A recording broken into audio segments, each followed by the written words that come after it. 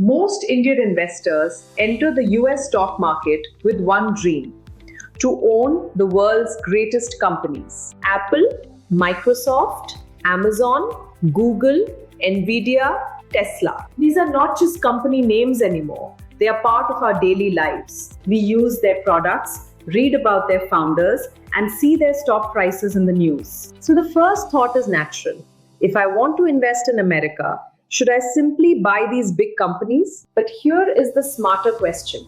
Before asking which stock should I buy, maybe we should first ask, should I even begin with individual stocks at all? Because a company can be famous, powerful, and world-changing and still not be the right first investment for a beginner. In the US market, beginners usually start in one of two ways. One way is to buy individual stocks. The other way is to buy ETFs. This choice looks simple from the outside, but it can decide whether your journey starts with confidence or with confusion.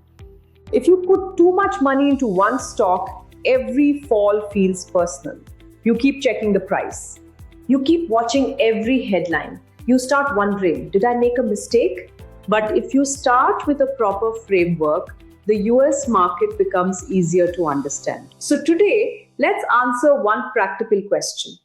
As an Indian investor, should you start with US stocks or with ETFs? Welcome to Global Dollar Investor, your simple guide to US stock market investing from India. My name is Swati Agarwal, and no, I'm not a financial advisor.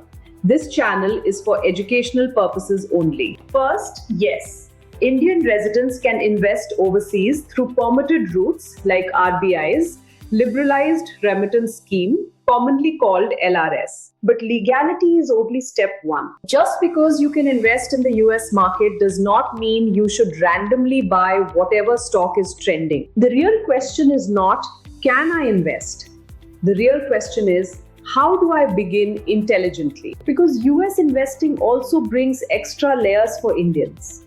Currency conversion, remittance charges, and taxation, documentation, exchange rate movement, and the fact that the US market moves while many of us are sleeping. So the smarter approach is not to rush. The smarter approach is to build a system. Individual US stocks are very tempting. If you buy Apple, you own a small piece of Apple.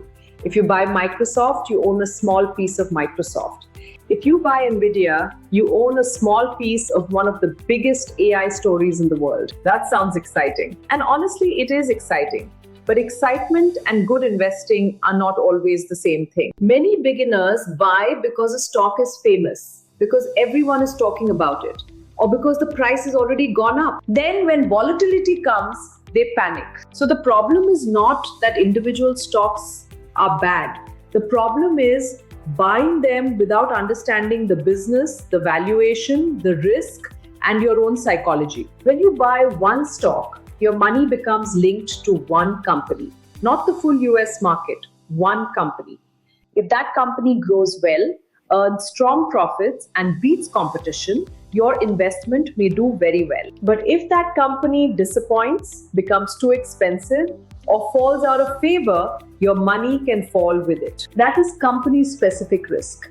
In simple words, when you buy one company, you're making one focused bet. Let's say an Indian beginner has 50,000 rupees. They are excited about AI, so they put it all into Nvidia. If the stock goes up, they feel like a genius. But if the stock falls 40%, suddenly the same investor starts asking, should I sell? Did I make a mistake?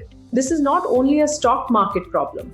This is a psychology problem. Many beginners lose confidence because they enter with no framework. They buy on hype and panic when volatility comes. This is where ETFs become interesting. ETF stands for Exchange Traded Fund. But think of an ETF as a basket of best companies.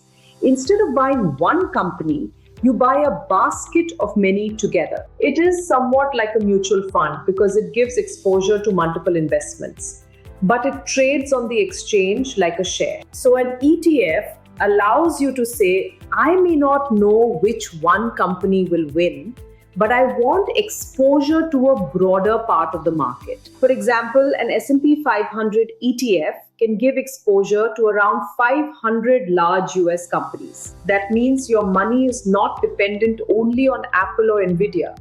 You are participating in a broader group of companies. Some will do very well, some will do badly, but your entire investment does not depend on one company. That is diversification. Think of it like cricket. Buying one stock is like depending on one batsman. Buying an ETF is more like backing the full team. One player may fail, but your result does not depend only on one player. Now, very important, ETFs are not risk-free.